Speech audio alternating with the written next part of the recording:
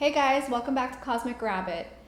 Today I'm going to do a short episode on the paper that was recently uploaded to the Soul Foundation website.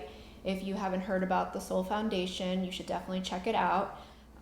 So Helen McCaw writes a pretty comprehensive paper. It's a great read. I will definitely link that in the description.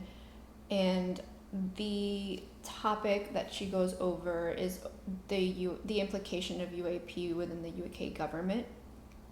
It sounds like they currently handle UAP phenomenon the way that the United States does, which doesn't sound like they are honest with their people. I don't know if they have anything in place in terms of a plan. It doesn't sound like that because she does give some recommendations on how to do just that.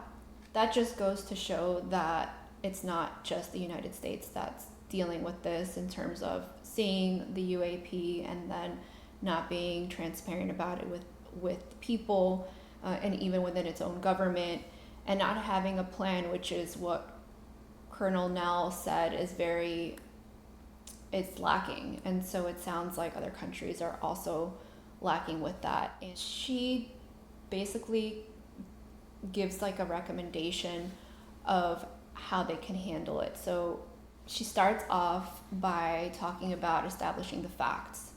And what that's going to include is obviously sharing information within the government and eventually to the people of the UK, and to be transparent about it. Within that paper, she also lists as a recommendation like an initial public engagement, which she basically said that they had recently an AI summit, like a safety summit regarding AI, and she said why not also have that regarding UAP, which I think is super intelligent, and we should do something like that too here. She also suggests to quantify the do nothing scenario, and I think that's really smart and sort of reminds me of the do a thought experiment. What would it be like if you have catastrophic disclosure, and what's that going to bring about versus if you're being proactive about it and you have things in place by the government and you have a plan, and even though we can't control how things come out or when things come out, the best thing to do would be to be prepared for all scenarios. So she discusses be prepared for like a possibility of catastrophic disclosure, but also be prepared for, controlled disclosure. And so she's talking about like the benefits of not continuing with this narrative of like, oh, nothing to see here, UAPs are not real, it's it's an adversary, or it's this or it's that, it's not non-human intelligence. She discusses think about that and how that would turn out if you were to find out that you were being lied to versus having a controlled and plan and steps and things in place to make the transition a little easier. Also interestingly mentions that that part of the UK government might know or have more information about UAP. She mentions the Five Eyes Alliance. I had never heard of this, so I had to kind of do a little research on that. Apparently, it is 5 countries that are within this alliance. It's the United States, it's the UK, it's Canada, New Zealand, and Australia. And maybe people from the early 2000s are aware of this alliance. It became known or more popularized with the whole Edward Snowden thing. Initially, it was established right around World War II, so it was like, I've seen a couple of different dates, but what I've seen the most of is 1946, which is coincidentally right around the time that Roswell and all that started happening, and all those reports started coming in. And so it was established then for what I've read for terrorism. Obviously wouldn't have been established for cybercrime at the time, but it's grown into that. And so they basically, the reason why it was kind of debated, or is still kind of debated, is because of privacy.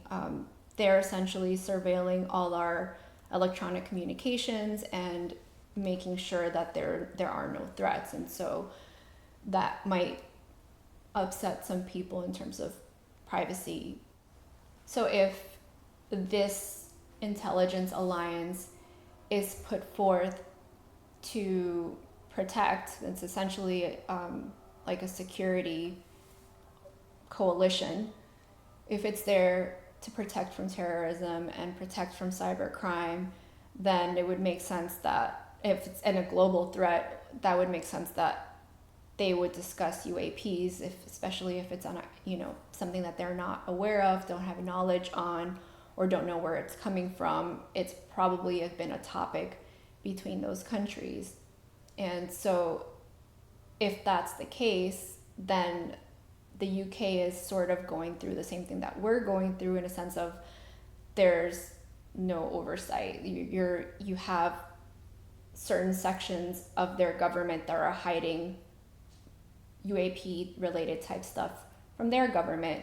And so she's just asking that the government take this more seriously and discuss implications and plans and really get this out to the people. And I think that that's really important. It's something that we should be doing. It's something that other countries should be doing.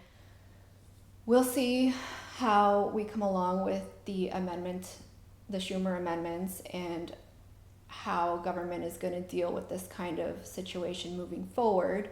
But it's a very, very good paper. So if you guys want to hear more details on that paper, let me know in the comments.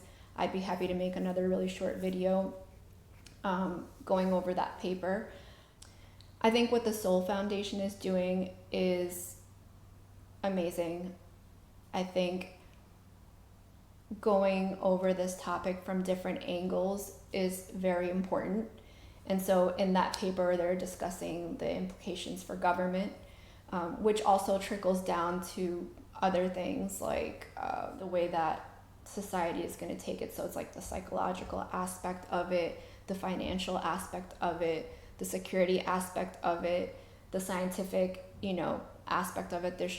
There are so many different ways in where this is going to be affecting humanity. So I think the way that they're disseminating their information is really great, and I can't wait to see more papers and more talks and more from what's coming from them. I also plan to do a post or a video on the Soul Foundation and really dig into their mission, their leadership, what they plan to do for the future, and hopefully I'll be able to present that to you guys and hear from what you guys have to say about that. If you enjoyed this video today, don't forget to like and subscribe if you haven't already done so. If you have any questions on it, please do comment below, and I hope to see you in the next video.